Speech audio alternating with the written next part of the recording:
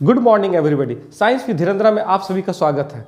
आज मैं धीरेन्द्र कुमार आप सभी को विज्ञान और विज्ञान से जुड़े हुए छोटी से छोटी चीज़ों के बारे में अवगत कराऊंगा। मुझे पता है और आशा है कि आज के बाद आप लोगों को विज्ञान जस्ट उसी तरह से लगेगा जैसे आपको किसी साहित्य की किताबें पढ़ने में, किसी मैगजीन पढ़ने में या फिर किसी तरह के खेल खेलने में आनंद आता है। सबसे पहले हम लोग आज जानते हैं साइंस है क्या। साइंस को हम लोग विज्ञान कहते हैं। अगर हम लोग विज्ञान के बारे में जानें तो विज्ञान दो शब्दों से बना होता है। पहला शब्द है वी और दूसरा है ज्ञान। वी मतलब विशेष, ज्ञान मतलब नॉलेज। ठीक है, सबसे पहले हम लोग ये जानते हैं साइंस है क्या। जैसा कि मैंने आपको बताया, किसी भी चीज के बारे में, किसी भी सब्सटेंस के बारे में, किसी भी ऑब्जेक्ट के बारे में कुछ खास नॉलेज रखना ही विज्ञान कहलाता है। कुछ खास नॉलेज रखना ही साइंस कहलाता है।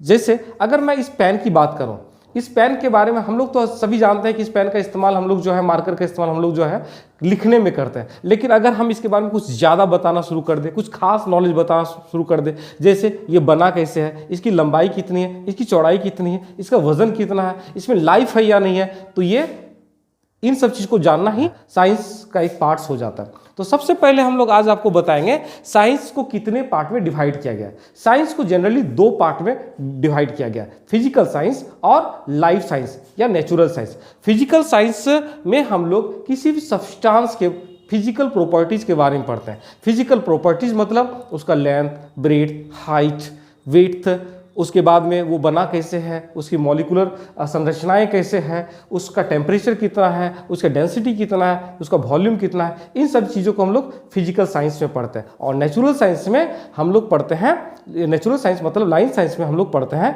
कि वो सब्सटेंस में लाइफ है या नहीं है, वो लिविंग साइंस है या फिर नॉन लिविंग साइंस है। फर्दर में विज्ञान को और ज़्यादा क्लैरिफाई करने के लिए जो है इसको तीन पार्ट में डिवाइड किया गया है, फिजिक्स, केमिस्ट्री और बायोलॉजी।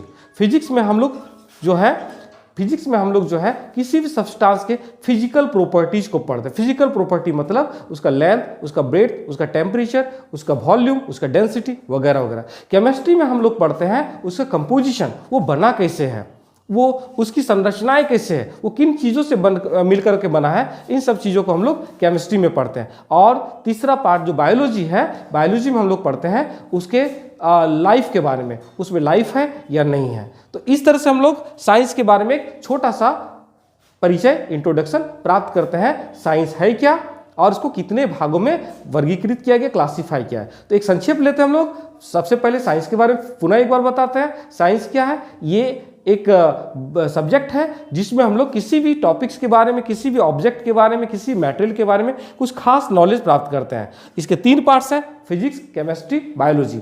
फिजिक्स में हम लोग सब्सटेंस के फिजिकल प्रॉपर्टी के बारे में पढ़ते हैं। केमिस्ट्री में हम लोग सब्सटेंस के संरचनाओं के बारे में पढ़ते हैं, उसके कंपोजिशन के बारे में पढ़ते हैं। और बायोलॉजी में हम लोग उसके लिविंग या नॉन लिविंग होने के बारे में पढ़ते हैं। तो इस तरह से मुझे पता है कि आप सभी आज की क्लासेस में साइंस और उसके पार्ट्स के बारे में समझ गए होंगे। धन्यवाद।